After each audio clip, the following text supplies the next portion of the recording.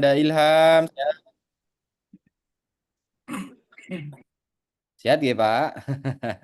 Sehat. Alhamdulillah sehat. Yang penting Iya. sehat, semuanya sehat. Iya, Alhamdulillah ini habis ngisi sambutan acara, jadi buru-buru ke sini Ji, sebentar. Alhamdulillah. Super sibuk Pak Heru. Ah, yang menat Pak Ilham. Iya, Alhamdulillah. Alhamdulillah, Alhamdulillah.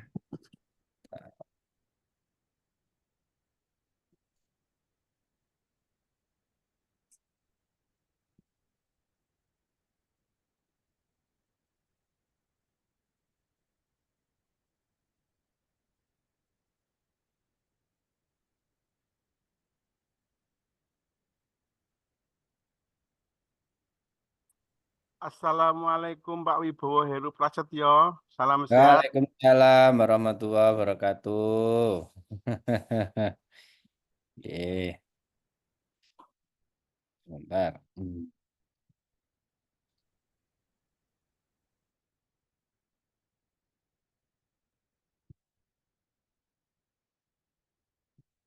Ya, kita mulai nggih, Bapak Ibu, sekedap. Ya, Bismillahirrahmanirrahim. Assalamualaikum warahmatullahi wabarakatuh. Alhamdulillah, syukurillah, la haula wala quwata illa billah, syahadu an la ilaha illallah, syahadu anna Muhammadar Rasulullah, sholli ala Muhammad wa ali Muhammad, rabbi sholli sadri wa yassir li amri, wahlul 'uqdatam min lisani yafqahu qawli. Terima kasih Bapak Ibu, Mas dan Mbak, mahasiswa Prodi PPKN maupun juga dari teman-teman dari prodi yang lain atau mungkin juga kampus yang lain. Saya berharap saya ditemani bisa on kamera ya. Ini kegiatannya saja kita sharing, tapi kok nampaknya saya sendiri yang on kamera jadi takut saya semuanya nggak ada yang gerak. Oke, teman-teman dari mahasiswa PPKN, ya silakan on kamera Mbak dan Mas ya. Mbak Firawati ya, Pak Ilham matur suwun Pak, saya ditemani.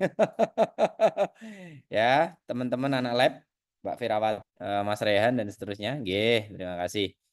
Alhamdulillah ya, kita bisa belajar bersama ya untuk hari ini membahas hal yang penting ya untuk perkuliahan terutama untuk mahasiswa baik itu di jenjang S1, di jenjang S2 maupun juga di jenjang 3 nggih, terkait dengan riset tugas akhir gitu ya. Jadi memang dimanapun ya, di prodi manapun, di kampus manapun sekarang memang terus digalakkan terkait dengan dunia riset ya, tidak terkecuali pada mahasiswa. Nah, salah satu yang menjadi standar atau parameter atau mungkin kompas adalah Scopus gitu ya, terutama yang S3 gitu ya. Itu sangat didorong untuk bisa publikasi di Scopus dengan berbagai macam persyaratan dan dinamikanya. Misalnya nanti bisa digunakan untuk syarat sidang ya, kemudian menjadi syarat penggugur untuk tidak sidang terbuka dan seterusnya. Tapi apapun itu kita terima secara positif.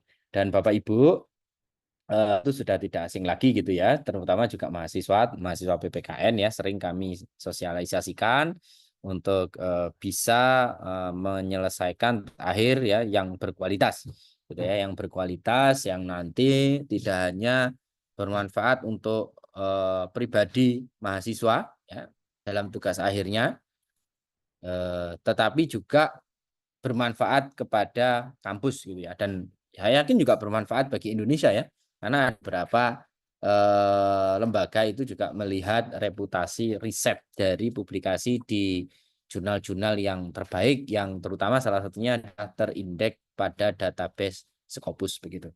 Oke, saya mulai dengan share screen untuk materi hari ini.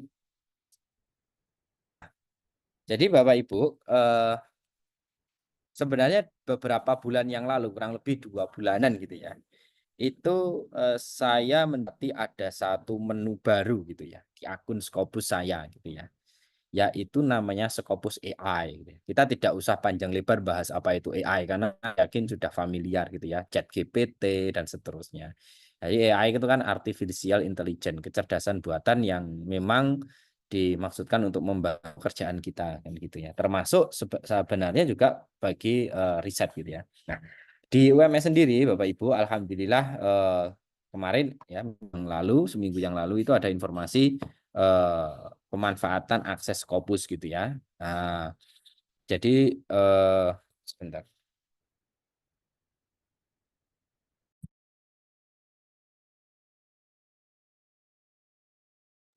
Oke ya. Jadi apa istilahnya? Sebentar. Nah, ini ada yang oke. Ada pemanfaatan ya Scopus AI yang bisa diakses oleh Sivitas Akademika di UMS ya. Itu digawangi oleh perpustakaan UMS. Nah, alhamdulillah pagi hari ini insya Allah kita bisa gunakan ya, bisa manfaatkan. Oke, kita lanjut. Oke. Oke. Terima kasih ya. Mbak Vera, nanti saya dibantu kalau peserta baru ya bisa mute dulu. Oke. Nah, ini Bapak Ibu, ini hal-hal yang akan kita bicarakan ya. Mudah-mudahan nanti kita ada kesempatan untuk langsung praktek ya.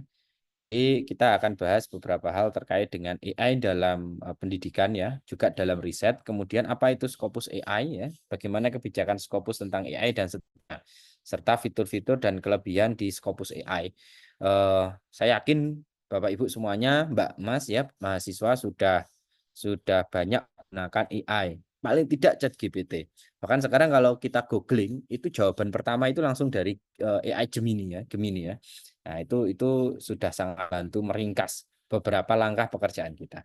Jadi kita akan sedikit menyimak terkait dengan regulasi dikti tentang AI, kemudian kebijakan Scopus tentang AI, apa itu Scopus AI, fungsinya, kelebihannya, dan nanti ada beberapa contoh prompt ya, prompt di dalam menggunakan Scopus AI. Oke. Nah, Bapak Ibu, ada satu buku yang panduan ya, buku panduan yang diterbitkan oleh Dikti gitu ya, disebarkan gitu ya, dan bukunya adalah panduan penggunaan Chief Artificial Intelligence ya, Generative AI pada pembelajaran di perguruan tinggi ya. Tetapi tidak hanya terbatas pada pembelajaran sebenarnya, melainkan juga kepada kegiatan-kegiatan akademik lain termasuk ke dalam riset dan publikasi. Ya, ini oleh Dirjen Dikti ya, buku Swardani gitu ya, dan kawan-kawan menyusun buku ini. Nah, ketika kita beri di dalamnya itu lumayan komprehensif ya, lumayan komprehensif untuk memberikan satu panduan gitu ya, satu guidance kepada kita terkait penggunaan AI di dalam dunia akademik gitu ya.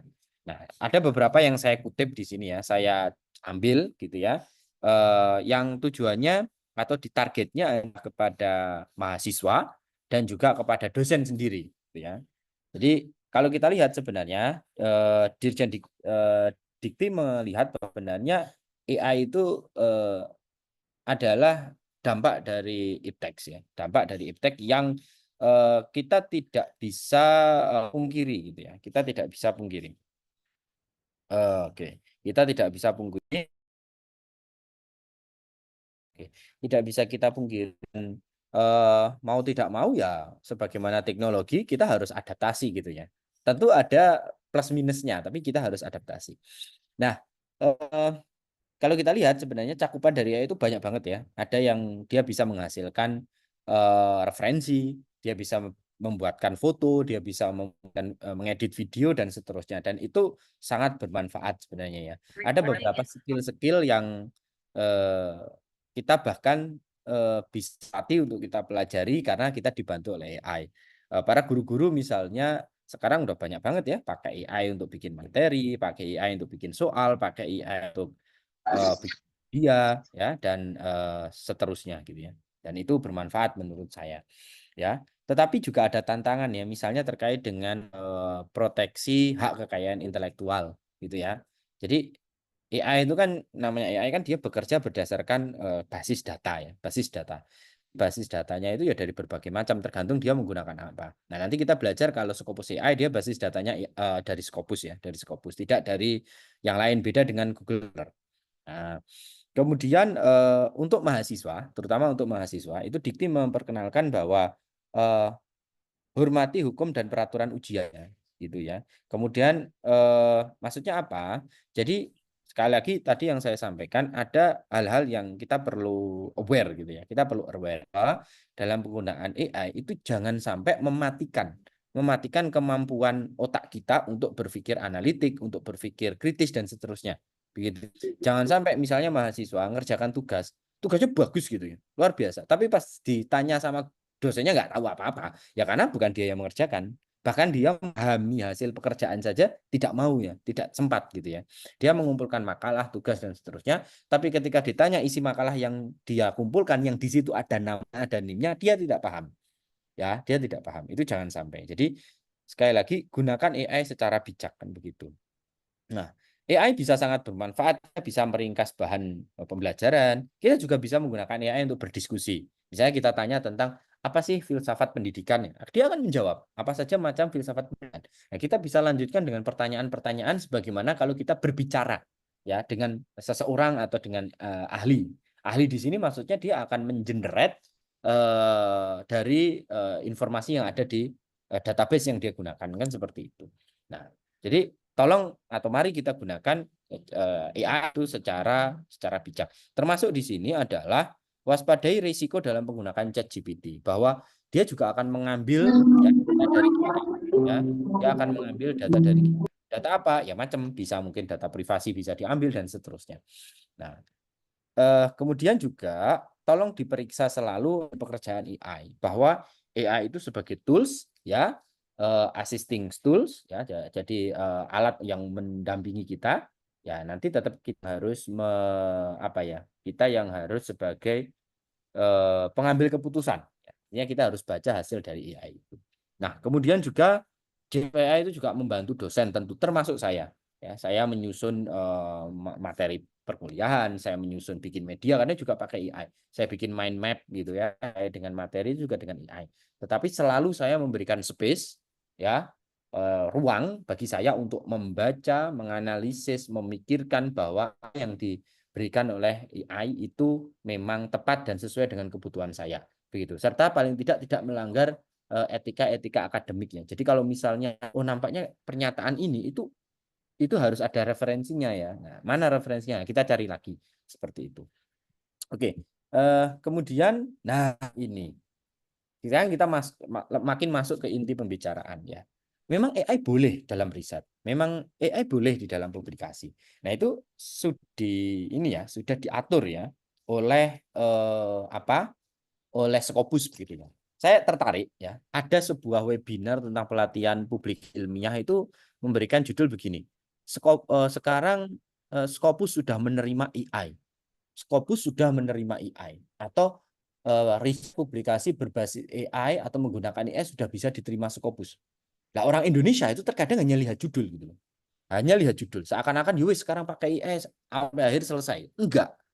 Ya, saya katakan itu enggak. Itu adalah kalimat marketing. Dan itu adalah kalimat headline untuk menarik pembaca, untuk menarik orang yang mau mengikuti kegiatan seminar kah dan seterusnya. Iya, Scopus memang membolehkan menggunakan AI, tapi ada batas gitu.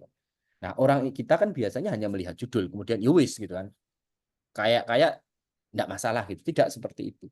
Nah, apa sih batasan Scopus di dalam atau di sini Elsevier ya, Elsevier itu penerbit yang punya Scopus itu memberikan batasan-batasan terkait dengan penggunaan AI untuk nanti publikasi ke Scopus kan begitu ya atau di dalam riset ya yang menggunakan database atau referensi dari Scopus ya ini jadi mahasiswa sekalian ya kita harus pahami bahwa yang pertama adalah penggunaan AI itu harus dicantumkan dengan jelas di bagian acknowledgement and methods di bagian acknowledgement atau di metode itu dijelaskan bahwa kita menggunakan AI gitu. Ya. Dan AI apa yang kita gunakan? Apakah ChatGPT atau DALL-E atau apa AI yang lain lah banyak ya dan seterusnya. Itu kita harus sampaikan kalau menurut Elsevier menurut Scopus ya. Kemudian meskipun AI membantu dalam penggunaan data dan penulisan teks gitu ya. Penulis tetap bertanggung jawab atas keakuratan, validitas dan kualitas konten karena AI itu hanya mesin. Dia tidak bertanggung jawab. Dia bukan penulis. Makanya tidak boleh AI itu ditulis sebagai salah satu dari nama penulis kan gitu.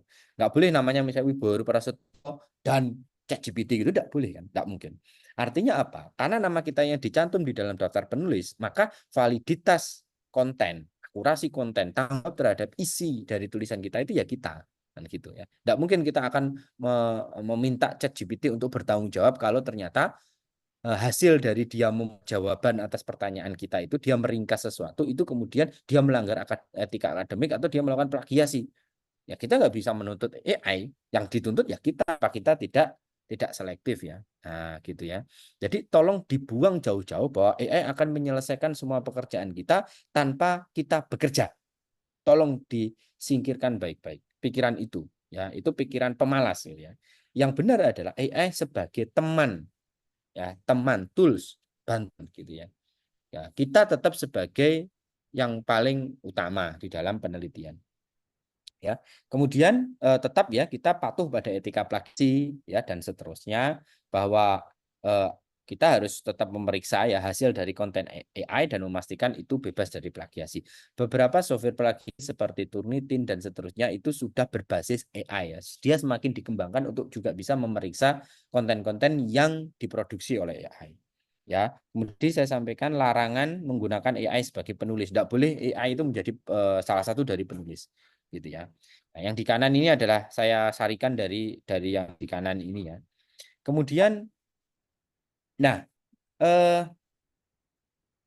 peneliti juga harus berhati-hati dengan menggunakan generatif AI ya. Nah, terutama untuk data-data yang sensitif, termasuk data-data yang di mana ada privasi dari informan atau partisipan kita. Itu kalau saya sarankan kalau Anda menggunakan menganalisis data dengan bantuan AI, tolong data-data seperti itu ya yang berkaitan dengan privasi ya, nama dan seterusnya, informasi yang sensitif yang tidak perlu dipublis ya gitu, itu untuk dikelola secara aman. Misalnya namanya itu nama-nama informan kita bisa ganti dengan anonim ya gitu ya, atau kode tertentu dan seterusnya. Ya, kenapa? Karena takutnya ya itu diolah ya. Takutnya itu diolah. Itu semua data yang masuk yang kita gunakan itu pada dasarnya akan diolah kembali oleh AI. Ya. Kemudian pembatasan dalam pembuatan data baru.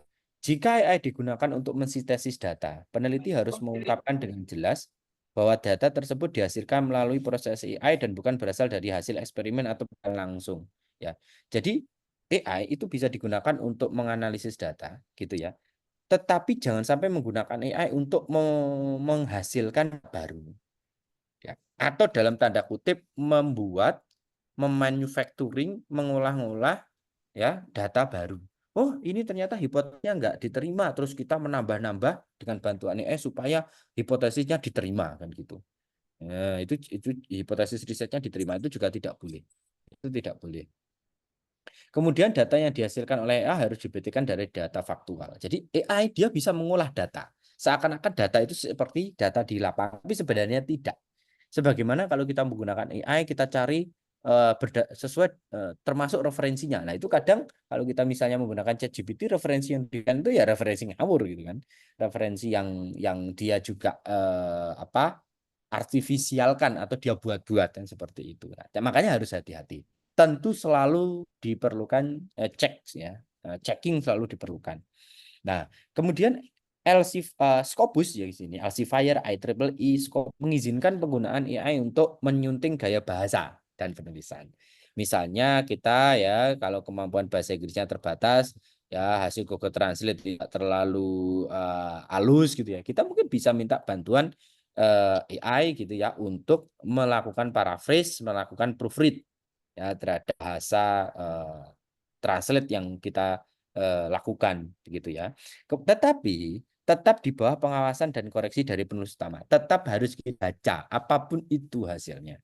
Ya, apapun itu hasilnya. Ya. Nah, itu beberapa hal yang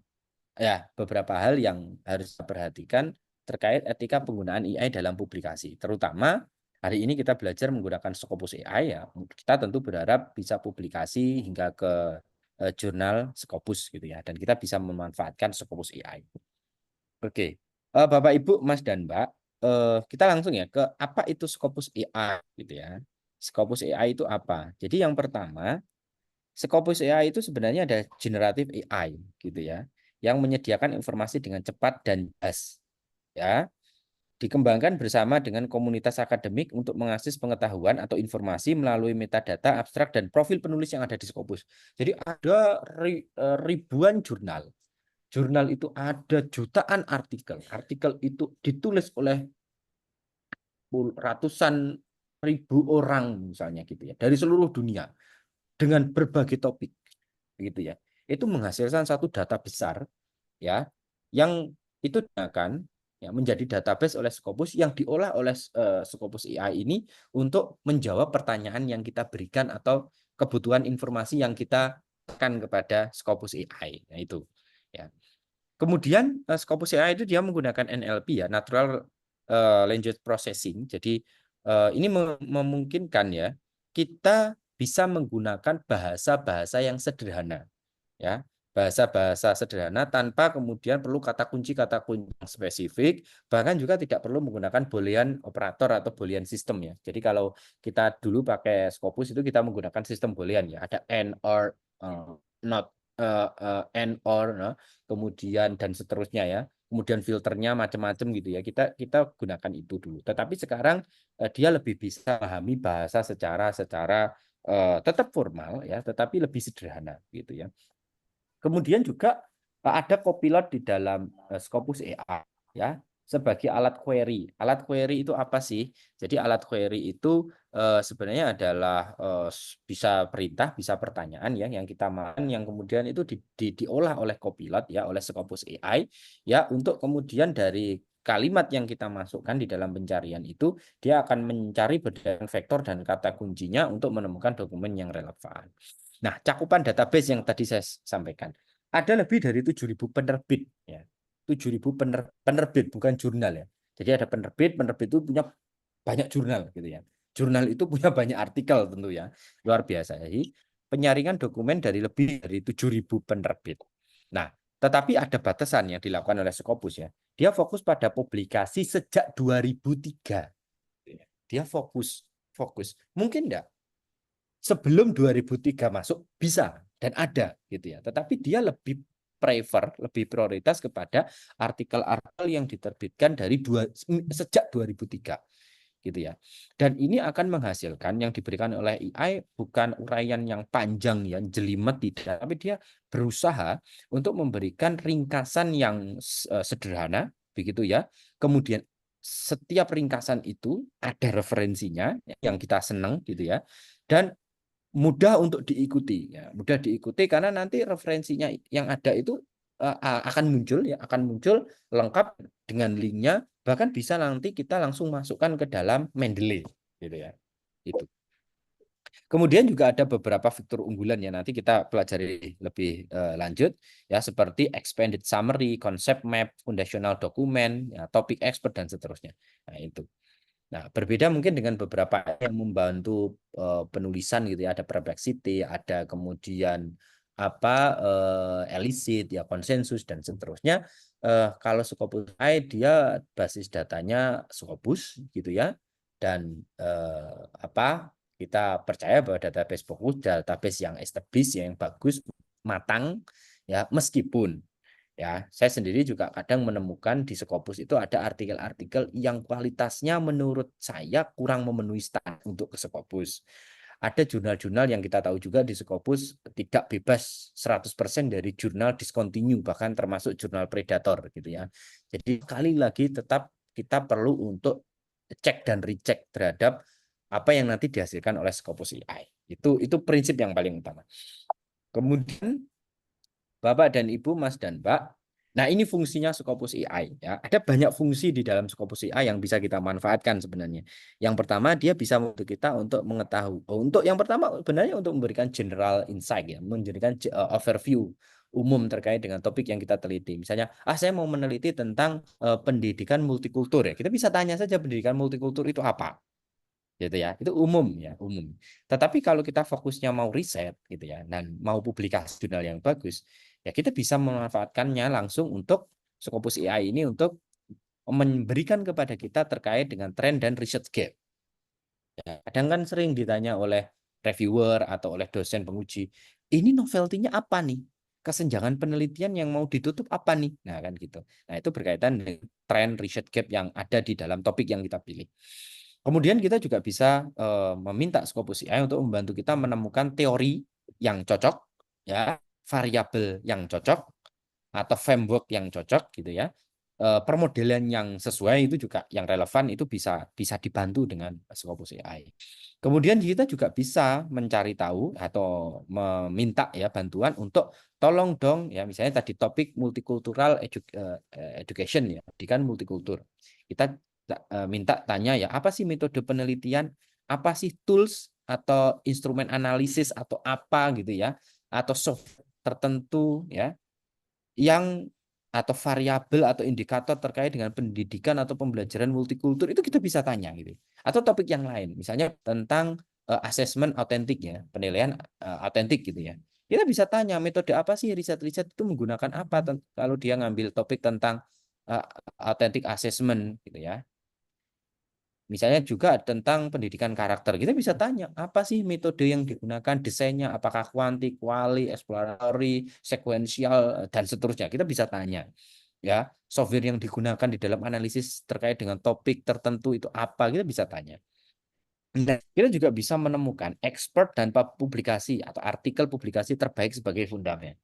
Ya, kalau kita mau menghasilkan riset yang bagus, kita harus dalam tanda kutip ya, tahu tentang apa sih riset terbaik, publikasi yang paling banyak dijadikan referensi gitu ya terkait dengan topik yang kita pilih gitu.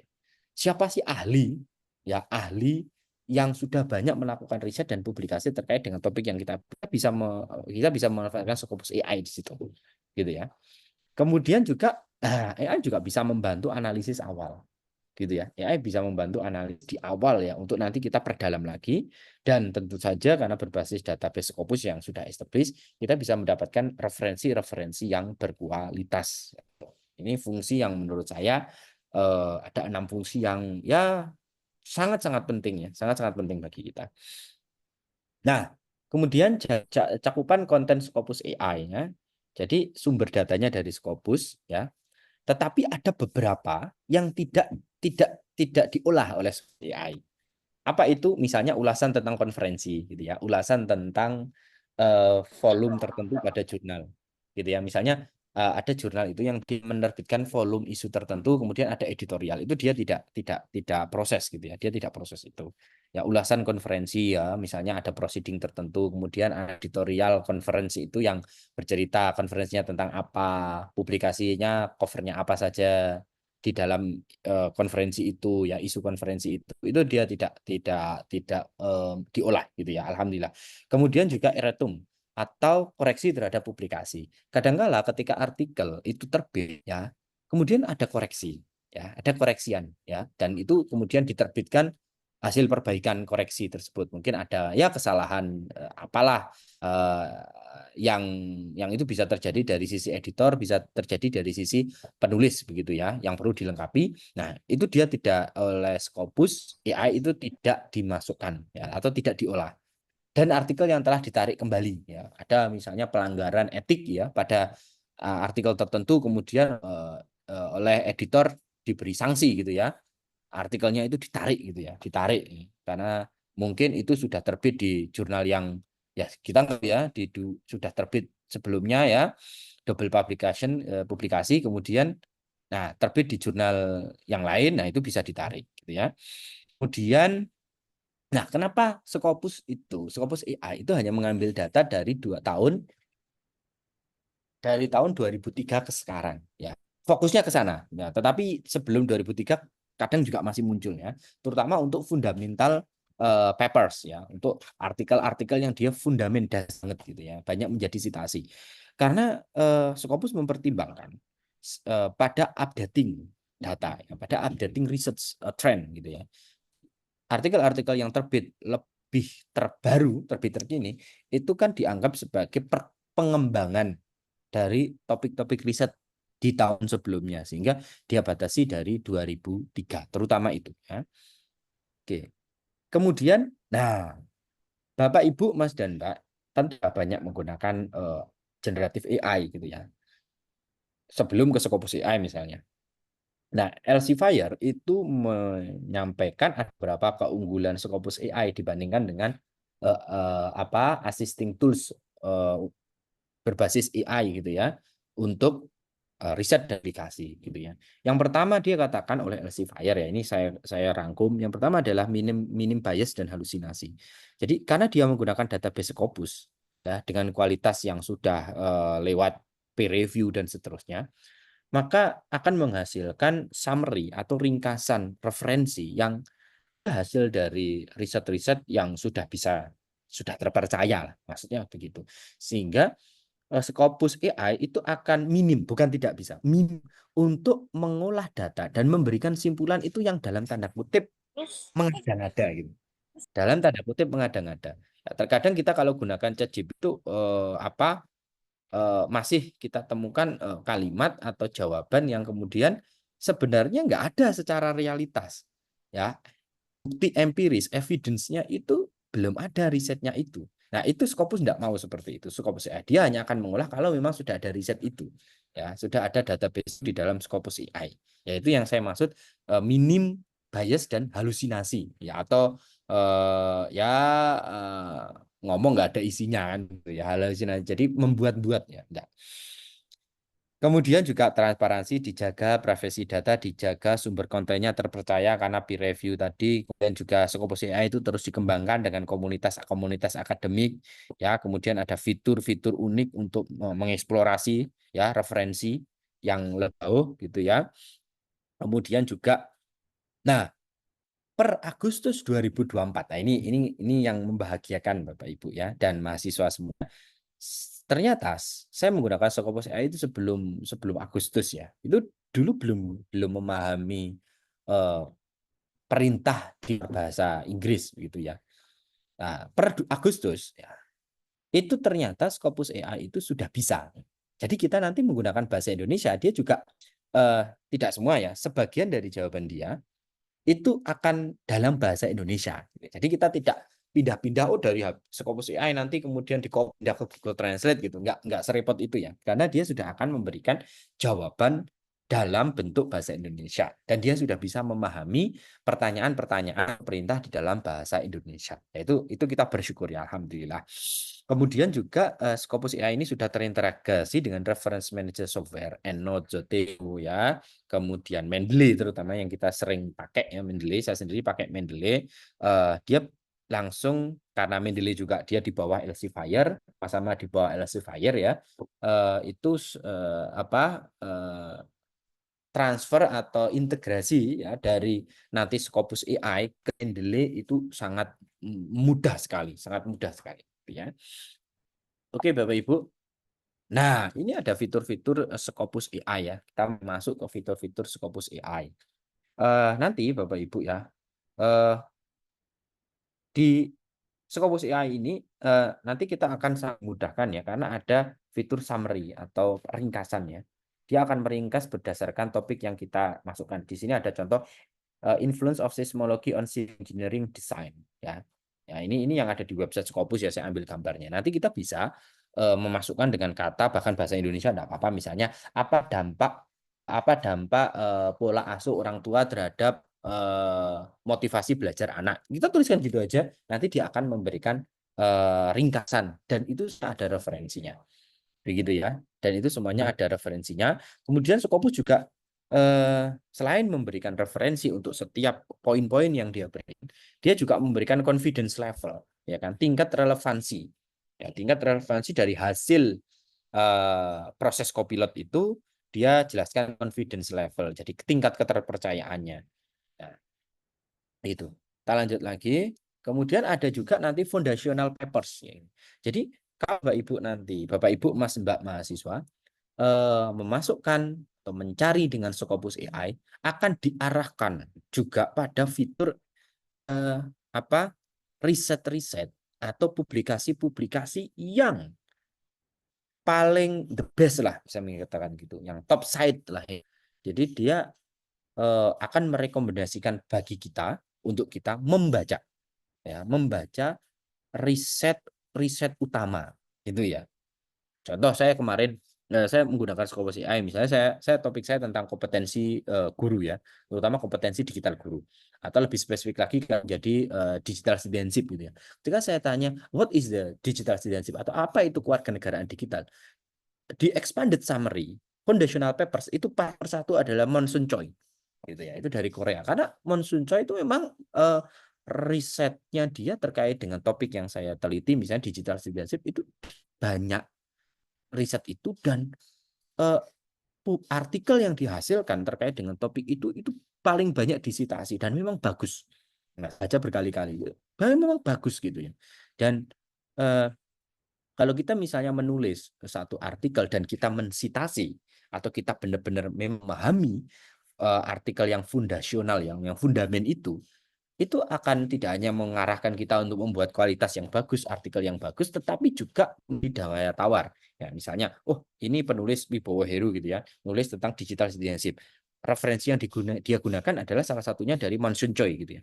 Loh, betul. Memang artikel ini adalah artikel utama, riset utama tentang topik ini gitu loh. Nah, editor, jurnal, reviewer itu akan memperhatikan itu juga gitu. Jadi kita tidak memilih referen hanya ecek-ecek gitu ya. Itu ya. Hanya referensi yang mudah, yang simpel enggak, tetapi memang referensi yang betul-betul bagus gitu ya. Nah, foundational dokumen itu adalah artikel yang yang dianggap berdampak tinggi, banyak menjadi referensi, banyak disitasi gitu. Kemudian di dalam Scopus AI itu ada juga konsep map. Ya, konsep map. Ya, konsep map itu seperti peta konsep gitu ya. Jadi nanti selain kita diberikan bulan ya summary ringkasan, kita juga akan dibuatkan seperti peta konsep gitu ya. Peta konsep yang dimana peta konsep itu akan memberikan kepada kita variabel yang kita masukkan atau topik yang kita masukkan ya, keyword yang kita masukkan itu dia akan diperlihatkan keyword-keyword lain, variabel lain, indikator lain dan seterusnya, di mana ini semua adalah hasil dari referensi yang ada di Scopus. Begitu ya. Ya, ini akan memudahkan kita, memudahkan para pelajar, para mahasiswa misalnya ketika di literatur review gitu ya, di bab 2 kajian pustaka oleh pembimbing gitu ya. Coba sih ke peta konsepnya bagaimana atau referensi terkait dengan topik Anda seperti apa. Contohnya ini seismologi, saya bukan bidang ini ya, tetapi kalau dengan menggunakan konsep map ini akan memudahkan gitu ya, kaitannya kemana saja gitu ya, topik itu ya nanti berkembang, selama ini berkembang kemana saja. Dan ini nanti kalau kita klik setiap titik-titik atau bulat-bulat ini, dia akan menunjukkan kepada kita, misalnya ya nanti ya, seismologi dengan seismologi atau dengan statistical modeling. Ini kalau kita klik, dia akan menjelaskan apa sih kaitan dari seismologi dengan earthquake seismologi. Gitu ya. Nanti kalau kita klik lagi lebih kanan itu akan menjelaskan, ada summary menjelaskan keterkaitan dari awal, titik di awal sampai titik di mana kita memencet itu tadi. Gitu ya. Itu bagus menurut saya, sangat sangat membantu sekali. Sehingga kita akan memahami konsep-konsep yang ada di sekitar topik kita itu lebih komprehensif gitu ya. Nah, konsep akan membantu kita mendapatkan gambaran umum tentang topik dan hubungannya dengan area penelitian yang lain, gitu ya. Area penelitian yang lain. Dan kita klik juga, ini akan diarahkan kepada pakar-pakar gitu ya. Pakar-pakar yang telah meneliti tentang itu misalnya gitu. Ya, tentang seismologi dengan tsunami misalnya akan memperlihatkan kepada kita gitu ya. Apa sih kaitannya gitu. Siapa yang meneliti seismologi sampai ke tsunami dan seterusnya itu ada gitu ya. Dan ya ini kita juga akan diberikan fitur foundational papers yang tadi saya sampaikan plus topik expert. Jadi pakar-pakar. Nah, fitur ini telah menggunakan lebih dari 9,6 juta profil penulis di Scopus. Jadi hampir 20.000 ya peneliti, dosen dan seterusnya yang sudah punya Scopus ID. Nah, yang mereka ahli di berbagai bidang ya, mereka melakukan riset publikasi di berbagai bidang, diolah oleh Scopus ya, diolah oleh Scopus AI dan kemudian karya-karya mereka ya ditampilkan kepada Bapak Ibu mahasiswa ketika melakukan pencarian di Scopus AI dan kemudian mereka akan ditawarkan kepada Bapak Ibu untuk melihat profilnya, melihat riset-riset mereka dan juga sampai kepada referensi yang paling relevan dengan penelitian Bapak Ibu ya, sehingga kalau misalnya Bapak Ibu ujian gitu ya, mahasiswa ujian ya, teorinya siapa yang digunakannya, mungkin bisa pada topik expert ahli ya, pakar gitu ya, yang dirujuk atau direkomendasikan oleh Scopus AI gitu. Nah, AI untuk mendukung riset. Jadi mudah-mudahan habis ini kita bisa praktek ya Bapak Ibu. Saya tadi agak cek pagi Scopus UMS agak ini ya, agak overload ya. Mudah-mudahan setelah ini kita awali dengan pemaparan materi sedikit sudah bisa diakses ya. Oke. Nah, Kemudian Bapak Ibu ini ada contoh prompt. Prompt itu jadi perintah query yang kita bisa masukkan ke dalam Scopus AI atau Artificial Intelligence. Ini saya susun ya untuk beberapa pertanyaan. Ya, ini karena saya dari bidang PPKN dan memang Zoom pagi hari ini itu memang eksklusif sebenarnya untuk mahasiswa S1 PPKN. Ini ada pertanyaan-pertanyaan yang saya susun. Meskipun demikian, pertanyaan ini bisa diubah ke dalam bahasa Indonesia. Sebab Scopus AI bisa memahami dalam bentuk bahasa apa multibahasa ya, termasuk bahasa Indonesia gitu ya. Tapi kalau kita lihat di pertanyaan yang pertama misalnya contoh ya, how is civic intelligence defined and understood in academic discourse. Ya, nanti kita bisa ubah pertanyaannya menjadi apa itu civic intelligence atau civic knowledge atau apa gitu ya, atau potensi apa begitu ya. Dan pembahasannya oleh para pakar selama ini. Apa definisinya ya, apa maksud dari konsep civic intelligence atau konsep apapun yang kita sedang teliti gitu ya. What factors influence the development of civic literacy? Apa saja faktor-faktor yang dampak berpengaruh terhadap pengembangan literasi kewarganegaraan gitu ya. Kita bisa ubah menjadi apa saja faktor determinan ya terkait dengan silakan variabel Bapak Mas Mbak butuhkan tentang apa bisa dimasukkan dalam bahasa Indonesia is okay. Kita juga bisa batasi ya misalnya provide a synthesis of key foundational studies on student civic engagement both from ASEAN context and international sources. Misalnya begini, kita melakukan penelitian misalnya tentang pendidikan ya. Misalnya apa sih pendidikan anti korupsi misalnya gitu ya. Pendidikan anti korupsi. Kita bisa meminta sediakan sintesis dari riset-riset Ya, waktu di pas dua kepadangan itu. Ngapunten nggih, saya mute dulu. Tolong dibantu untuk di-mute. Ya, terima kasih, Mbak. Jadi saya bisa tanya juga seperti ini. Berikan saya literatur atau buatkan saya literatur dari penelitian-penelitian fundamental ya terkait dengan topik Bapak Ibu ya, baik dari konteks negara-negara Asia ya atau baik dari konteks Indonesia maupun dari konteks secara internasional sehingga dia akan memberikan perbandingan gitu ya. Bagaimana misalnya pendidikan korupsi di Indonesia dan di luar negeri. Ini bisa menjawab apa itu literatur review atau kajian pustaka Bapak Ibu, Mas Mbak, itu juga bisa dalam tugas kuliah gitu ya. Misalnya ditanya gimana sih konsep pendidikan anti korupsi di luar negeri, bagaimana sih konsep pendidikan anti korupsi di Indonesia, ya itu bisa membantu ya. Kemudian macam-macam kita juga bisa batasi berdasarkan referensi yang kita perlukan. Kadang penguji, kadang pembimbing meminta kita tolong cari referensi 5 tahun terakhir. Ya udah, kita bilang aja ya, berikan atau siapkan berikan referensi, buatkan literatur review ya terkait dengan konsep misalnya pendidikan berbasis atau pendidikan berbasis gender ya, pendidikan respect gender gitu ya dari riset-riset yang terbit pada tahun berapa misalnya tahun 2010 sampai 2024 atau 2020 sampai 2024 gitu ya, sekitar 5 tahun terakhir itu boleh akan memberikan itu ya, itu contoh prompt. Jadi ada prompt skill yang memang harus kita miliki karena perbedaan pertanyaan, perbedaan perintah itu bisa menghasilkan perbedaan jawaban ya, sebenarnya di dalam generatif AI. Oke. Itu untuk awal. Barangkali Bapak Ibu ada pertanyaan bisa disampaikan melalui fitur chat gitu ya. Sebelum nanti kita cek bagaimana penggunaan AI gitu ya, penggunaan AI di dalam membantu kita untuk riset gitu. Oke, sebentar. Mbak Vera, sebentar coba untuk mengakses dari tadi saya coba mengakses Scopus tidak bisa. Mbak Vera sudah coba akses ini nggak masuk Scopus bisa nggak? Belum Pak, saya coba dulu. Ya dicoba. Kalau nanti dicoba maka saya minta bantuan Mbak Verawati untuk untuk membantu saya ya. Saya dari tadi lucunya itu nggak bisa sign in gitu ya, nggak bisa sign in karena nggak tahu ini akses di Scopus saya malah overload seperti itu. Sayangkan kalau nanti kita tidak bisa praktek langsung ya. Ah ya, bisa Mbak? Dicoba Mbak Fati bisa Bentar, bantu. Pak.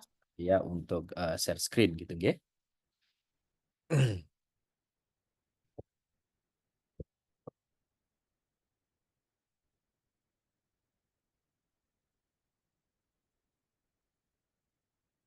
Atau Mbak Amira di sini bergabung juga? Sudah?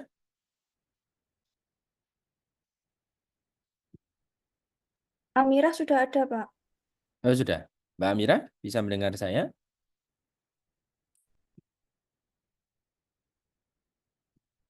Ya, bentar ya.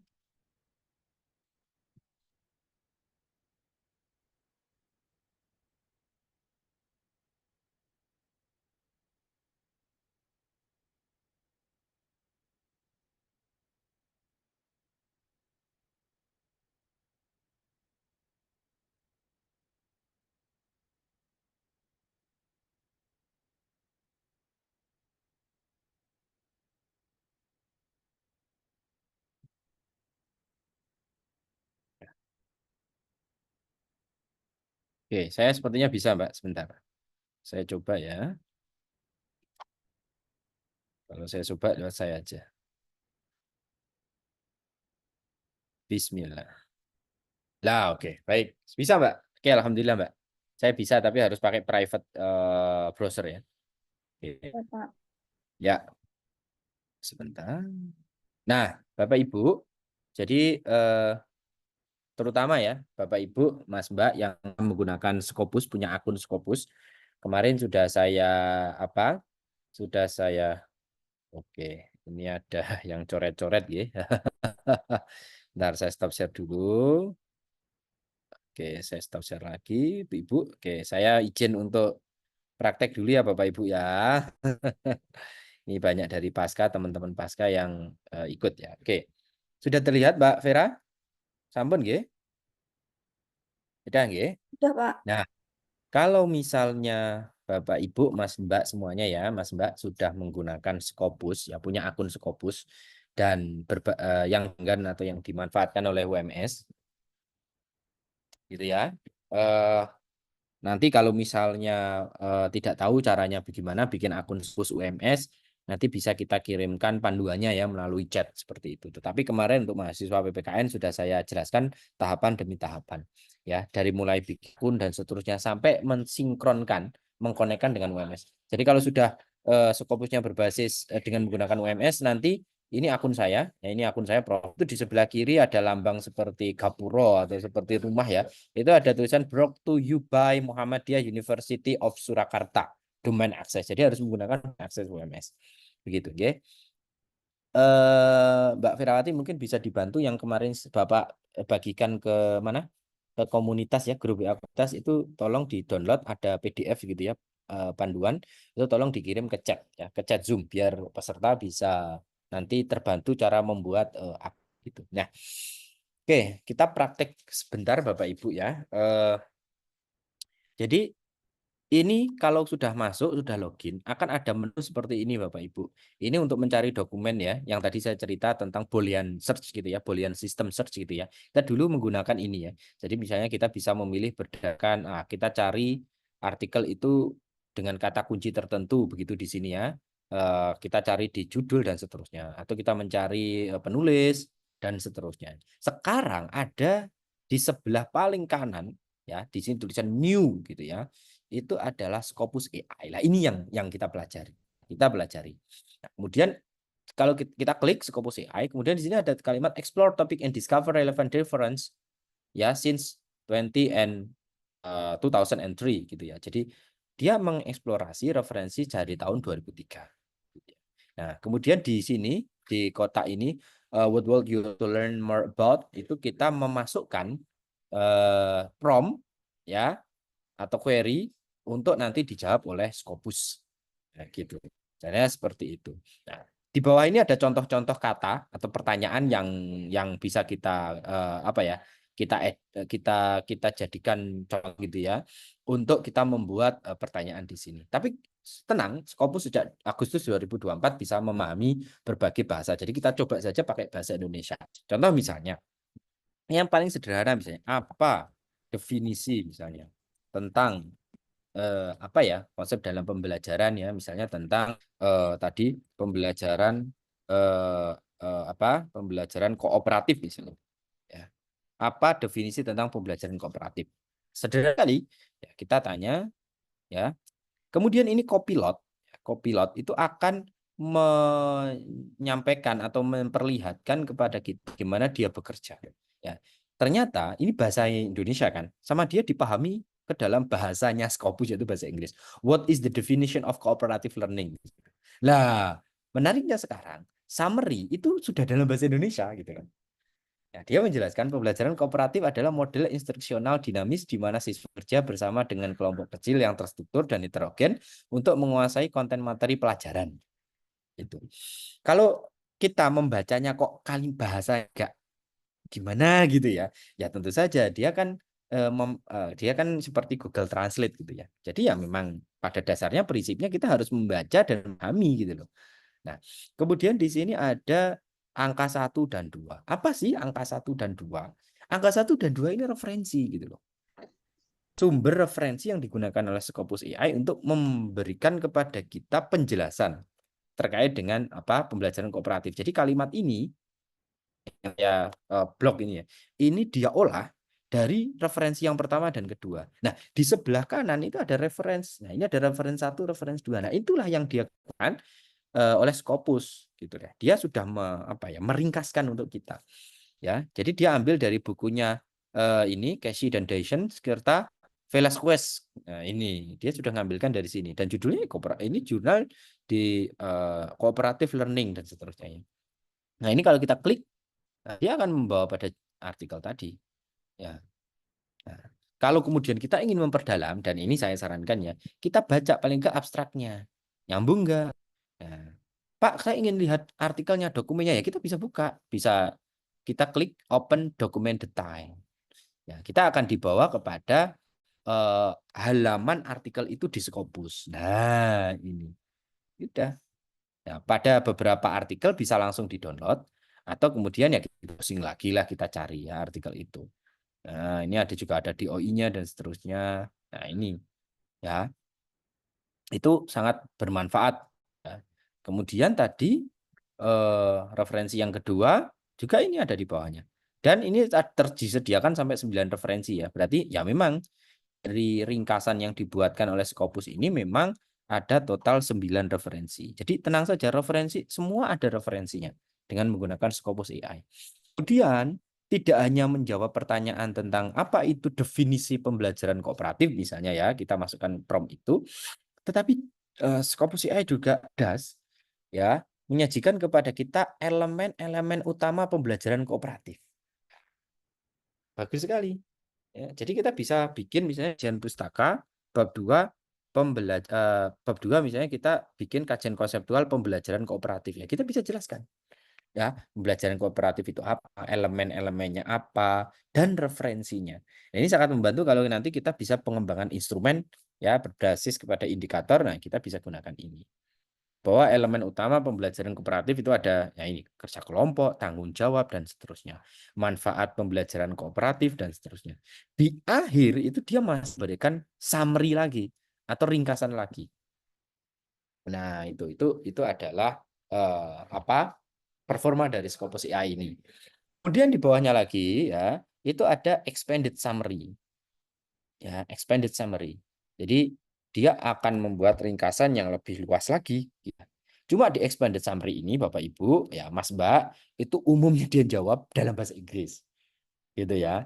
Nah, ini lebih komprehensif ya. Dia cooperative learning is an bla bla bla dan seterusnya. Kemudian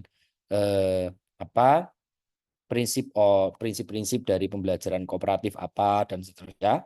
Nah, ini lebih komprehensif karena kalau di atas tadi dia menjelaskan hanya elemen utama dan manfaat. Di sini dia menjelaskan prinsipnya, manfaatnya, tipe-tipenya, tantangan di dalam implementasi pembelajaran kooperatif dan seterusnya. Dia lebih komprehensif lagi. Makanya dia dinamakan expanded summary. Ya. Dan ini semua bisa di copy ya. Ini ada tombol copy, bisa di like, bisa di dislike. Ya, bisa like, bisa dislike, kemudian ya bisa kita copy semua. Kalau ini copy semua nanti hasilnya. Ini kalau kita copy gitu ya. Kemudian kita buka Word, ya, kita bisa buka Word misalnya, ini kita copy, sorry, was, oke, nggak bisa ya. Oh, oke, tapi kita bisa copy atau kita copy secara manual pun nggak apa-apa.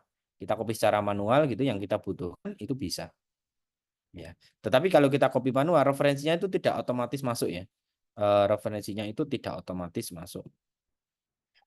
Nah, ini aja. Referensinya nggak otomatis masuk ya. Karena dia bukan hyperlink yang langsung otomatis ada gitu ya. Tapi kan yang penting masih ada ya. Masih ada di sini. Kemudian kita ke bawah lagi. Ada konsep map yang tadi saya sampaikan. Ya, konsep map. Nah, kata cooperative learning itu berkaitan dengan student engagement, keterlibatan, ya partisipasi dari peserta didik. Kemudian teaching method berkaitan juga dengan metode pengajaran gitu ya. Ada peer interaction, ada motivation dan seterusnya. Nah, ini kalau kita klik, misalnya antara cooperative learning, pembelajaran kooperatif dengan metode mengajar guru. Seperti apa sih kaitannya gitu ya. Nah, di sini diberikan, tapi ini bahasa Inggris ya. Nah, jadi saya tadi sampaikan Scopus AI memahami berbagai bahasa, tetapi hasilnya, ringkasannya itu kadang masih campur, belum semuanya di dalam bahasa Indonesia gitu ya. Nah, ini kemudian di bagian akhir mengatakan seperti ini. Ya, secara ringkas bahwa cooperative learning is an effective teaching method with the potential to improve academic and social skill. But its successful implementation require addressing challenge and bridging the theory practice gap dan seterusnya. Ini kita bisa pahami. Show all the 6 reference. Jadi ini summary-nya ya dari konsep map tadi antara cooperative learning ke teaching method. Di bawahnya kemudian di sini ada referensinya. Nah, di sini referensinya. Konsep ini referensi di konsep map ya. Jadi beda dengan yang di atas. Tapi selalu diperlihatkan referensinya yang mana, tinggal kita klik aja nomornya. Kemudian bawahnya lagi ada topik expert. Topik expert itu berarti, sebentar kita tunggu. Nah, orang-orang yang dia pakar di bidang pembelajaran kooperatif gitu loh. Ya, di sini ada yang sikui, dia punya 43 citasi ya dan seterusnya. Dan profil tentang peneliti tersebut ya, Nah, kita bisa klik. Nah, akan diberikan contribute topik terkait dengan collaborative learning. Jadi ini artikelnya siang ya, terkait dengan collaborative learning. Ya, ini kemudian kita juga bisa klik profilnya beliau. Nah, itu. Jadi itu sangat membantu sekali. Kemudian ada rekomendasi pertanyaan. Jadi tadi di atas kita sudah bertanya dengan pertanyaan kita. Ya, dengan pertanyaan kita. Di bawah itu Scopus AI itu merekomendasikan pertanyaan-pertanyaan yang lebih komprehensif gitu ya. Menurut dia. Ya, menurut dia. Jadi kita bisa manfaatkan, bisa tinggal klik aja. Nah, tinggal aja misalnya bagaimana pembelajaran kooperatif mempengaruhi interaksi antar siswa di dalam kelas ya. Bagaimana peran guru dalam pembelajaran kooperatif. Ini pertanyaan-pertanyaan yang disarankan. Ya, tawarkan oleh Scopus AI karena menurut kecerdasannya dia, ini berkaitan dengan pertanyaan kita atau lebih mengembangkan pertanyaan lebih komprehensif gitu ya. Misalnya, bagaimana peran guru dalam pembelajaran kooperatif? Nah, tinggal diklik, nah, muncul lagi hasilnya di bawah. What is the role of teacher in cooperative learning? Nah, gitu. Bahkan pada beberapa jawaban dari Scopus AI, itu dia membuatkan tabel, Bapak, Ibu, Mas, dan Mbak. Ya, tabel ya yang seperti ini ya. Jadi misalnya tadi pertanyaannya peran guru dalam pembelajaran kooperatif ya. Peran guru ternyata pembelajaran kooperatif banyak, ada 1, 2, 3, 4, 5, 6 dan deskripsinya plus referensinya gitu loh. Jadi kalau untuk tugas-tugas kuliah saya pikir sangat bantu gitu ya dan komprehensif begitu. Nah, itu kemudian di sebelah sini tadi ada referensi sebelah kanan ya. Ada referensinya, kemudian di sebelah di bawah itu akan ditawarkan artikel-artikel yang menjadi dalam tanda kutip babon gitu ya. Menjadi babon. Oke, minta tolong Mbak Ferawati ya. Jadi menjadi rujukan utama.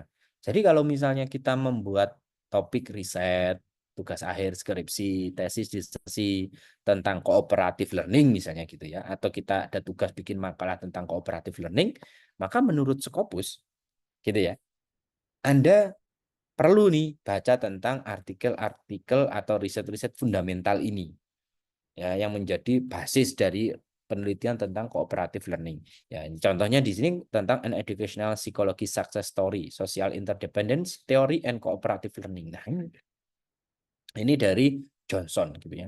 Ini gampang, ini tinggal diklik saja ya, atau new tab gitu nggak apa. Ini tinggal diklik saja, kita akan dibawakan kepada artikel itu, tinggal open detail dan jadi ya, kita akan dibawa kepada artikel itu. Nah, itu kita bisa download. Nah, itu kita cari di Google gitu juga bisa. Nah, itu kita bisa baca abstraknya terkait dengan artikel itu. Artikel ini ternyata diterbitkan tahun 2009 gitu ya. Tadi Scopus dia mengambil data dari 2003 ke sini. Kemudian Bapak Ibu, Mas dan Mbak, kalau Anda sudah tertarik atau Anda sudah misalnya tadi ya, misalnya di depan tadi, wah saya mau ngambil ini Pak, pembelajaran kooperatif ini oke ini jangan langsung di copy ya, tetapi dipahami, di paraphrase ya, karena Turnitin atau Identicate itu sekarang sudah berbasis AI, jadi dia tidak hanya mencari kesamaan dari hasil karya orang lain namanya plagiasi, tetapi juga memungkinkan apa dia juga mengecek ya, Turnitin, Identicate itu sekarang sudah dikembangkan terus berbasis AI juga, apakah tulisan kita itu dihasilkan dari AI apa tidak, gitu juga. Jadi tetap dibaca, dipahami, dicek lagi, dibaca referensinya, barangkali memang sesuai, oke, kita paraphrase, kita bisa pakai.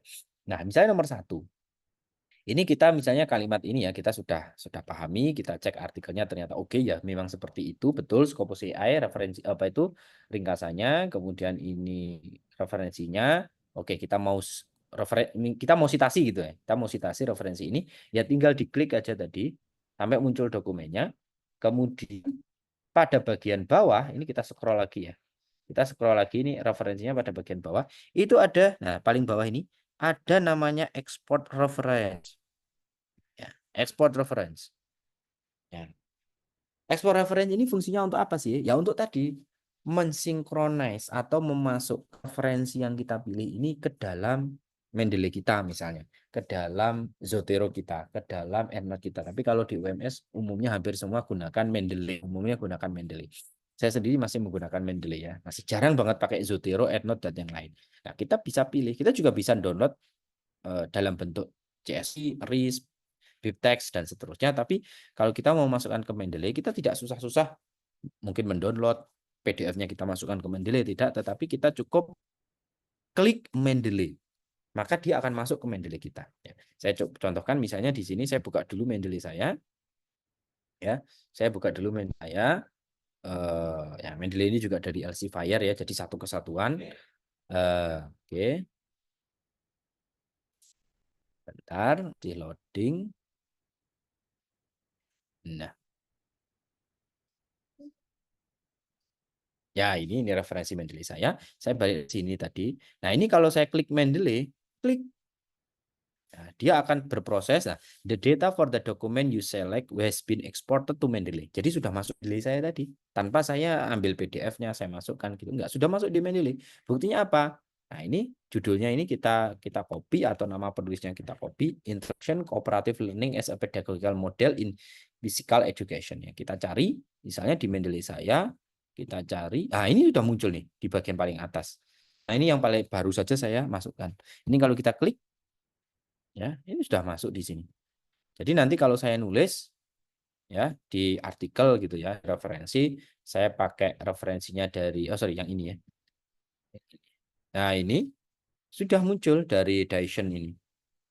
Copy. Kalau misalnya saya nulis itu ya, di sini misalnya pembelajaran kooperatif adalah ya titik-titik, ini kalimat paraphrase saya terhadap yang tadi disampaikan Scopus AI, saya pahami, saya paraphrase dengan kalimat saya, ya saya tinggal masukkan di sini misalnya di list site ya, untuk nanti di akhir kalimat ini sebentar ya, saya belum Mendeley ya. Nah ini maka nanti tinggal saya citasi saja sudah jadi. Nah, ini dia mengsinkronis ya, mengupdate dari Mendeley ya. Nah, ini masuk ini. Sorry. Nah, ini sudah ada nih. Nah, ini tinggal saya copy, klik aja. Nah, ini citasi. Nah, sudah. Nanti di bagian bawah, misalnya kita bikin daftar pustaka atau referensi, gitu ya. Tinggal kita, insert bibliografi aja. Ya, insert bibliografi. Oke. Nah, sudah masuk. Semudah itu sebenarnya. Ya, integrasi antara Scopus AI, ya, kita manfaatkan Scopus AI dengan Reference Manager Mendeley. Sebentar, saya masuk lagi ke tadi. Nah, oke. Kita bisa coba juga cari yang lain, misalnya berikan ya teori ya yang relevan ya terkait topik kita apa misalnya tentang pendidikan anti korupsi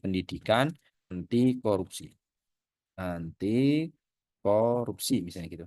Kita tinggal cari aja misalnya pembimbing gitu ya, teorinya apa ini gitu ya, nggak tahu. Nah, ternyata di bawah dia akan langsung memberikan ada teori tentang moral and ethic framework, individual morality and heroism, ya ini dan seterusnya, social and public security, educational and social change, dan ada menggunakan teorinya John Dewey ya, Dewey Theory of Education and Social Change dan seterusnya. Macam fundamentalnya adalah ini, the cost of corruption in higher education. Nah, ini.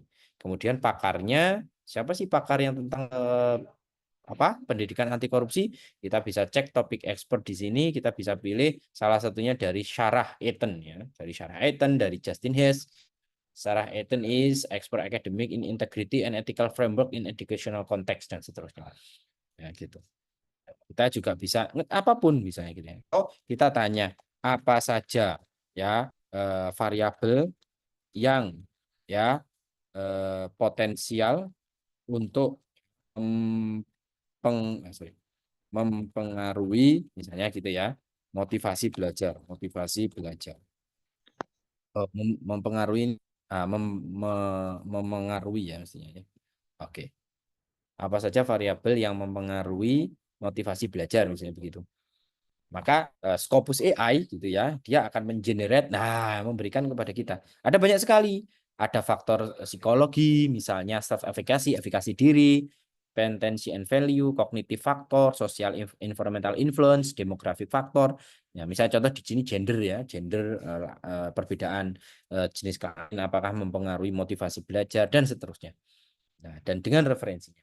Jadi banyak pertanyaan yang Bapak, Ibu, Mas, dan Mbak itu bisa masukkan dan tenang saja karena dia berbasis database Scopus, dia berbeda banget dengan dengan AI yang lain yang dia bisa bias, dia bisa menduga-duga, membuat-buat gitu ya, simpulan yang tidak ada riset empirisnya gitu ya. Tetapi kalau di sini dia berbasis pada riset yang sudah dihasilkan oleh hampir 20.000 peneliti, 20 juta peneliti seluruh dunia gitu ya, dan lebih dari ratusan ribu jurnal, mungkin jutaan jurnal juga. Itu sedikit ya praktek referensi terkait dengan penggunaan Scopus AI. Terima kasih Kang Iqbal dari UNY ikut bergabung. Monggo barangkali Bapak Ibu, ini sudah jam 10 ya. Terima kasih Kang, untuk istri juga, untuk Prof yang ada di Pak Dekan ya di UNY. Barangkali ada pertanyaan, silakan Bapak Ibu, Mas dan Mbak terkait dengan penggunaan Scopus AI. Monggo Pak Romadi, terima kasih. Sama Pak Heru.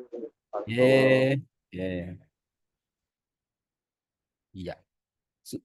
Untuk mahasiswa UMS, mahasiswa S1, S2, S3 di chat bisa dicek itu ada tahapan-tahapan supaya punya akun Scopus UMS gitu ya. Itu ada bentuk gambar yang ringkas, ada juga bentuk PDF yang tahapan langkah demi langkah untuk mengaktifasi Scopus AI. Dan Scopus AI ini kalau nggak salah sampai tanggal apa kemarin pengumumannya, sampai pertengahan atau awal Desember kalau nggak salah ya, itu sedang masa trial atau percobaan ya. Kita berharap produk Scopus AI ini bisa digunakan gitu ya, mudah-mudahan. Saya udah sekitar 3 bulanan pakai dan ya manfaatnya banyak sih sebenarnya. Oke ya. Oke. Monggo kalau ada pertanyaan. Juga Pak Dias. Makasih Pak Dias. Oke. Mbak Vera sudah ini siap untuk sertifikat linknya? Sudah, Pak. Oke, sudah ini ya, sudah diberikan oleh Bu Ami ya.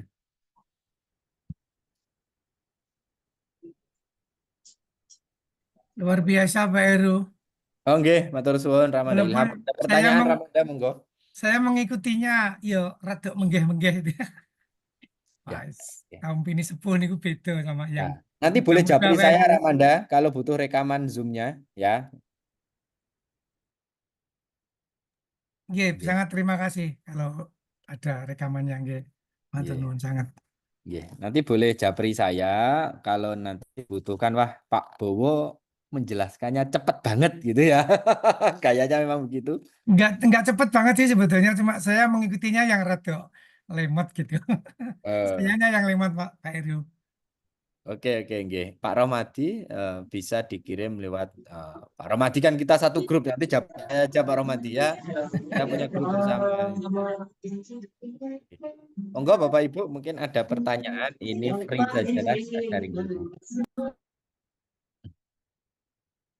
Oke. Ya. Kalau tidak ada ya mungkin tambahan sedikit dari saya ya. Saya mengingatkan lagi Bapak Ibu, AI itu teman ya, membantu kita alat. Jadi atau kata Prof. Stefani ya yang wakil menteri, kalau kita siap kehilangan kemampuan berpikir kritis, analitis, ya udah serahkan semuanya ke AI dan terima apa yang diberikan AI untuk mentah-mentah. Itu kata Prof. Steve ya. Tapi kalau kita masih ingin mempertahankan punya kemampuan berpikir kritis, analitis dan seterusnya, gunakan dia teman untuk membantu, untuk diskusi ya. Tetap kan kita menerima omongan orang, menerima pendapat orang itu tidak langsung kita terima, tapi kita pikir dulu, kita cek dulu, kita bandingkan dari sumber yang lain, kita cek juga kan tadi Scopus memberikan referensi, kita perlu cek kalimatnya juga tidak kita langsung terima, tapi kita kembangkan sesuai dengan pemahaman kita, mungkin juga ditambah dari referensi. Nah, itu yang tepat gitu ya, sehingga kita terbantu karena beberapa tahapan itu Ramanda Ilham itu diringkas. Contoh ya kalau misalnya kita dulu penelitian cari dulu di Google artikel atau cari di Scopus. Nggak nanti ketemu artikel dipilih dulu, dibaca dulu, diringkas. Nah, ini sudah beberapa tahapan diringkas oleh Scopus AI. Nggih. Jadi kultur akademik di lembaga atau di tempat tertentu atau faktor budaya sangat Nggih. berpengaruh ya. Nggih, betul. Oh, iya. Ya. Kang Iqbal, monggo mungkin ada komentar. Sabtu-Sabtu ini malah ngantor. Iya, saya di kantor nih. Oke, terima kasih. Menarik sekali Pak Heru dan Bapak Ibu semuanya.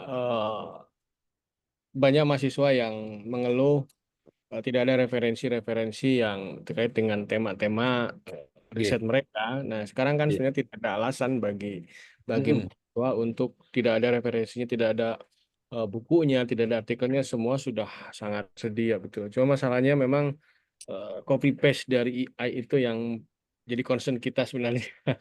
Betul.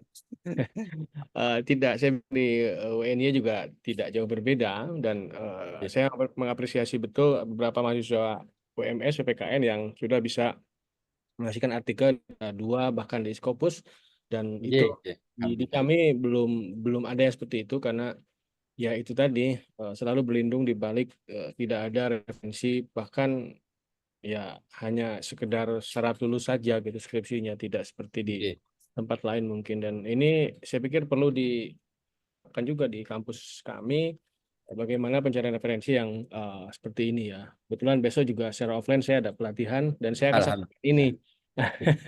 Saya akan sampaikan juga terkait dengan Scopus AI ini. Sebenarnya kan setiap kampus kan sudah hak aksesnya sudah full ya, UNY, UAS juga mungkin sudah full akses. Jadi memang tidak ada alasan bagi mahasiswa Tidak hanya S1 Pak Heru, S2 pun Oke. juga aduh masih jauh tentunya ya.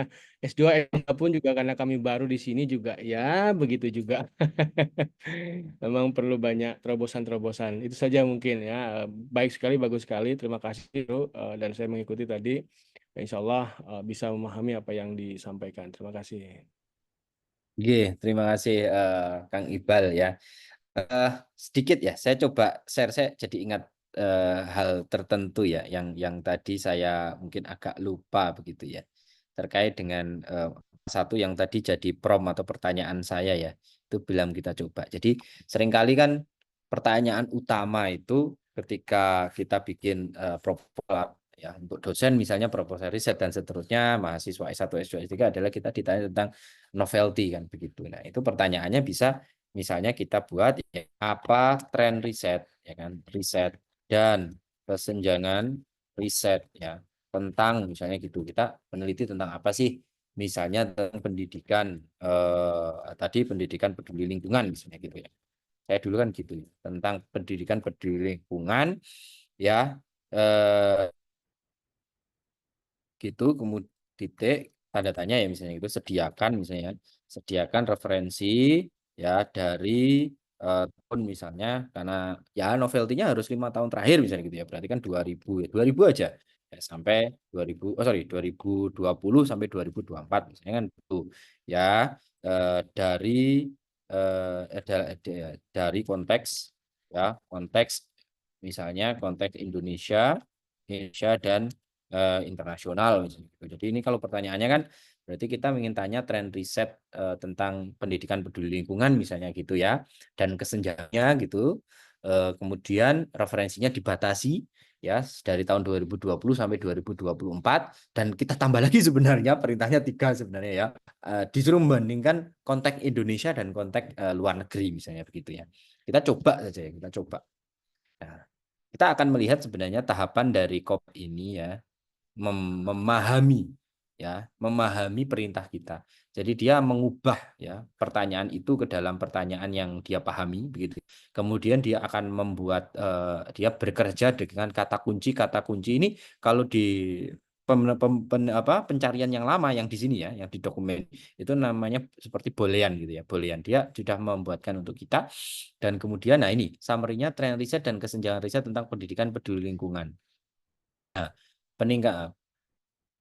penelitian tentang pendidikan lingkungan di Indonesia telah meningkat secara signifikan sejak 2017 dengan fokus pada pengetahuan lingkungan, perilaku, dan lingkungan. Jadi penelitian tentang pendidikan lingkungan, peduli lingkungan di Indonesia itu meningkat lumayan ya. Bukan dimulai penelitiannya, tapi penelitiannya itu sejak tahun 2017 ya menurut Scopus AI. Nah, riset-riset itu ya fokusnya pada topik-topik tentang pengetahuan lingkungan ya, environmental knowledge ya, kemudian perilaku environmental attitudes, dan kemudian environmental behavior ya, kemudian dan juga environmental attitude ya. Menurut ini referensinya dari Sudarti. Ya, ini di sini ada. Kemudian ada kolaborasi internasional yang kuat dalam penelitian pendidikan lingkungan termasuk dari negara-negara seperti Malaysia, Jepang, dan Australia. Nah, ini referensinya. Kemudian penelitian pendidikan lingkungan sering menggunakan pendekatan yang multidisiplin dan seterusnya. Nah, kesenjangan riset ini Bapak, Ibu, Mas, dan Mbak adalah potensi riset yang masih jarang. Topik-topik ini, ya subtopik ini yang bisa kita kembangkan.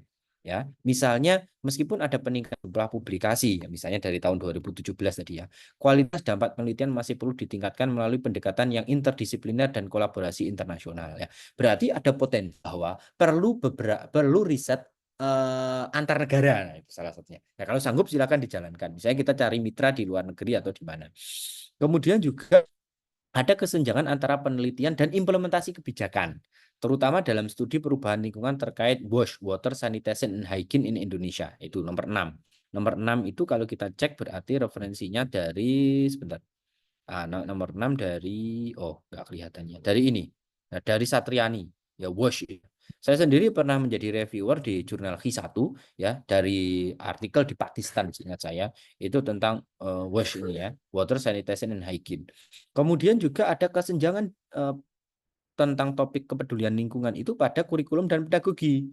yaitu kurikulum pendidikan lingkungan di Indonesia masih menghadapi tantangan seperti kurangnya guru dan kualifikasi dalam metode pengajaran yang masih tradisional.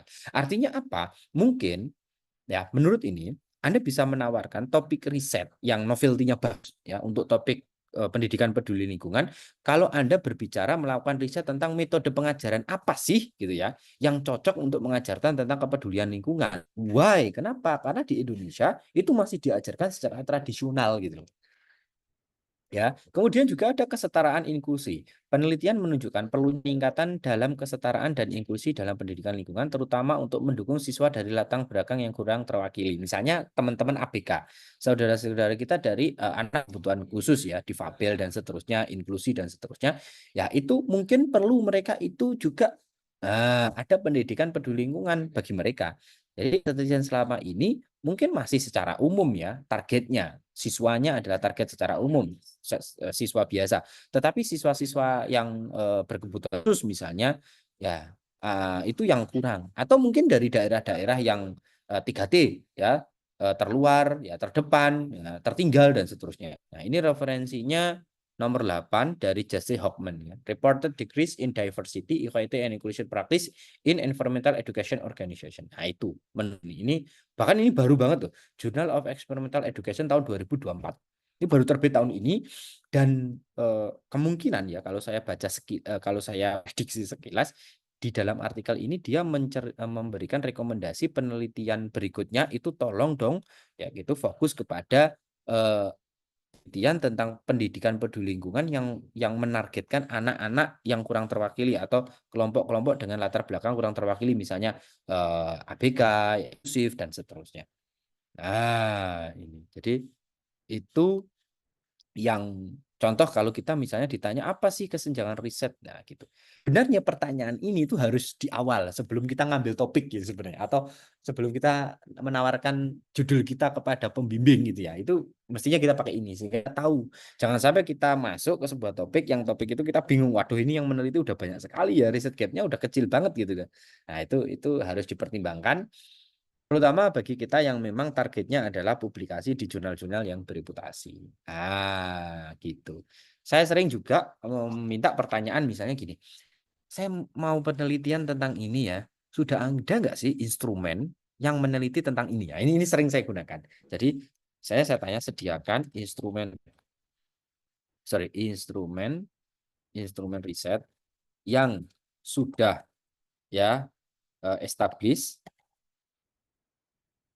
ya tentang untuk mengukur misalnya gitu untuk mengukur atau mengevaluasi ya untuk mengukur atau mengevaluasi terserah ya atau menguji ya, tentang kompetensi profesional guru misalnya begitu ya ini kita nggak bisa. Nah dia akan mencarikan ya what established research instrument are available to measure teacher profesional kompeten ya kompetensi profesional guru sediakan IPA-nya ya kita mungkin sudah ada belum kalau ada kan mungkin bisa kita adopsi ya kita bisa adopsi ya, atau kita adaptasi. Nah itu ada ternyata domain. Nah ini referensinya domain spesifik model namanya itu terdiri dari 49 item pertanyaan dan seterusnya. Ada yang ICT and Research Competencies, ada comprehensive competence model dan seterusnya dan referensinya ya ini misalnya ini berarti dia dikembangkan oleh Sknik Vollmer dan Berger dan kawan-kawan.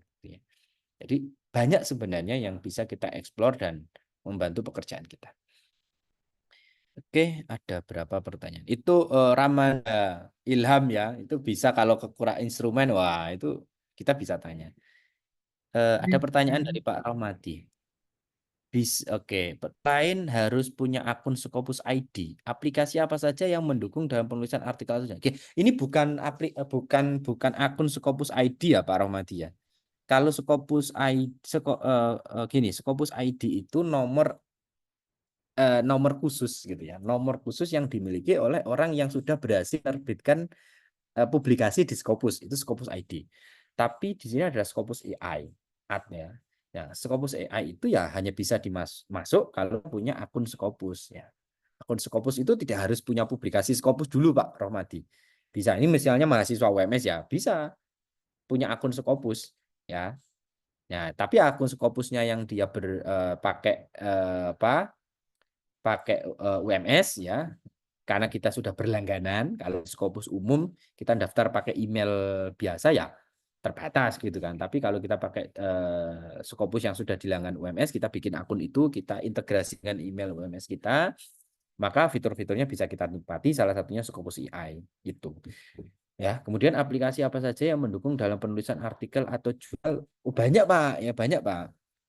Jadi yang mendukung dalam penulisan artikel jurnal banyak. Misalnya kalau kita berbicara tentang referensi gitu ada namanya publish or perish ya. POP itu bisa kita gunakan untuk mencari referensi. Kita juga bisa menggunakan berbasis AI yang lain, misalnya konsensus ya untuk membuat review ya. Kemudian konsensus itu juga bisa digunakan untuk membuat SLR gitu ya. Kemudian ada elicit, ada cite dan seterusnya yang berbasis AI itu banyak banget ya. Mungkin di pelatihan yang lain kita bisa latihan ya. Saya pernah melatih tentang penggunaan berbagai AI gitu ya untuk mendukung writing akademik ya. Kemudian ada juga yang software aplikasi untuk analisis data. Kalau kualitatif ya saya sarankan menggunakan NVivo atau Atlas TI. Kalau kemudian Bapak bukan kuantitatif ya silahkan uji modelnya pakai uji analisisnya pakai apa, uji modelnya pakai apa. Ya bisa ada SAMPLS ya, ada kemudian di situ ada Amos ya gitu, kemudian apa macam-macam lah gitu ya. Ada SPSS yang sudah lama digunakan. Ya tergantung gitu ya, tergantung analisisnya pakai apa dan itu softwarenya bisa menggunakan apa begitu. Kalau referensi ya kita bisa menggunakan Delay, kita bisa menggunakan Zotero, kita bisa menggunakan EndNote gitu ya. Kalau untuk penulisan artikel ilmiah sendiri sebenarnya spesifik beberapa teman-teman dari teknik itu menggunakan iya LaTeX ya kalau nggak salah namanya ya itu. Jadi macam-macam ya. Tapi kita menggunakan Word itu sudah lebih dari cukup. Itu Pak Rohmadi ya. Nggak habis satu pertemuan, satu pelatihan kalau bahas mulai dari mencari referensi, menganalisis Ya, data, ya. ya kemudian melakukan reference manager itu banyak banget ya. Kalau Bapak Ibu misalnya terutama yang mahasiswa UMS ya S1, S2, S3 dosen juga saya rekomendasikan untuk berkunjung ke perpustakaan UMS ya websitenya. Di situ akan banyak sekali pelatihan gitu ya. Apalagi kalau Bapak Ibu mengaktifkan email di HP Bapak Ibu, email UMS, maka akan mendapatkan notifikasi sering setiap bulan itu ada pelatihan dari perpustakaan. Bulan ini itu ada festival apa gitu, tapi isinya adalah pelatihan. Ada pelatihan mengakses Emerald, pelatihan mengakses Springer, pelatihan menggunakan Scopus AI langsung dari Scopusnya sendiri itu ada besok ya. Kalau tidak salah bulan tanggal 4 Desember kalau nggak salah. Itu saya ikut ya. Saya meskipun saya sudah sering pakai tapi saya akan ikut juga. Gitu. Terima kasih untuk Perpus UMS ya. Terima kasih. Ya, Pak Heru, mantap bos. Sama-sama Pak Romadi. Ini perjalanan kemana ini?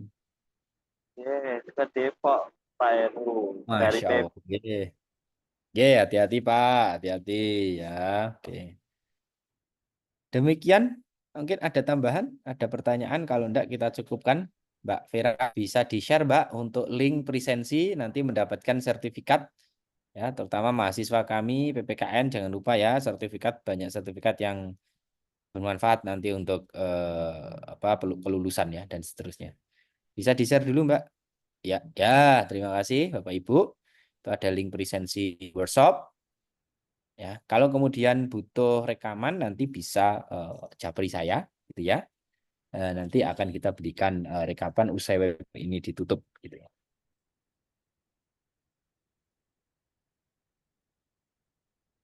Silakan diisi untuk presensi. Ya.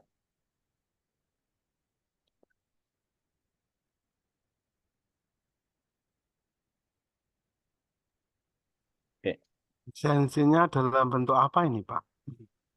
Kok belum bisa ya, Pak? Ada link? Nggak bisa? Coba. Bisa itu, Pak. Ditunggu sebentar. Ya, Oh ya, belum bisa soalnya. sebentar. Saya juga ngeklik. Oh, nggak bisa, Mbak. Nggak bisa, Mbak. Dalam bentuk link aja, Mbak. Linknya Saya coba. bisa kok. Saya tuh bisa loh. Nggih. Di tempat saya, buatan saged ini. Bisa. Saya bisa kok. Coba pakai yang satunya. Ya. Silakan. Ada dua. Coba yang di bawah lagi, Bapak Ibu. Alhamdulillah. Wah, ada Bu Rini toh. Wah. Matur suwun Bu Rini. Ada. Eh, Tapi ini tadi Bapak Ibu. tak nanti minta rekamannya ya, nggih. Bu, siap. Jangan Eh. Bu Rini nggak usah, Bu Rini nggak usah. Eh, Nanti bisa minta Pak Ilham itu kalau saya lupa. eh. Ya, itu ada nama lengkap, email Bapak Ibu, kemudian nanti juga bukti screenshot, ya, ada bukti screenshot. Gitu ya. Atau gini aja Mbak Vera, halo Mbak Verawati. Nanti rekamannya ini, link rekamannya saya berikan ke Mbak Vera. Mbak Vera bagikan ke semua email yang ngabsen. Nggak bisa, Pak. Kenapa? Nggak bisa, Pak. Oh gitu ya. Oh tak pikir nanti email-email mereka dikirimi gitu loh. Ya wes nanti boleh japri saya nanti saya berikan rekamannya. Oke. Bapak Ibu mohon untuk on kamera dulu kita foto sebelum kita tutup sambil ngisi absen juga enggak apa. Mbak Verawati. Bu Rini. Mudah-mudahan manfaat. Bisa dibantu Mbak Vera untuk screen capture menggambar ya. Baik, Atau saya Pak. ini Pak Rofi ini diem aja dari tadi nih. Nyimak tapi Pak Heru Ye. sambil ngerjakan tugas untuk Prop 6 ini. Pak Heru nunggu Pripun? kuliah sambil seminar ini, seminar Pak Oh, Heru. sambil kuliah sambil seminar. Oh, nggih nggih. Nggih, Bapak Ibu, saya yang foto enggak apa Mbak Vera. Kita hitung ya. Slide pertama 1 2 senyum 1 2 3. Oke, sebentar saya simpan dulu. Foto. Oke, saya simpan dulu sebentar. Untuk slide kedua bersiap bentar. Oke. 1 2 3. Misalnya lagi ke belakang. Ya. Yang slide Ye. ketiga sebentar 1 2 3. Oke, sampun. Alhamdulillah. Nggih. Ini. Terus suwun Bapak Ibu, terus suwun. Kita tutup dengan hamdalah, alhamdulillahirabbil alamin. Nggih, assalamualaikum warahmatullahi wabarakatuh. Matur suwun semuanya. Terus. Nanti kuliah Prof. Anam. Sambil nunggu ini Prop 6 belum mulai juga, belum dibuka Zoom-nya. Saya tutup nggih Zoom-nya nggih. Ya, monggo Pak Heru, matur suwun.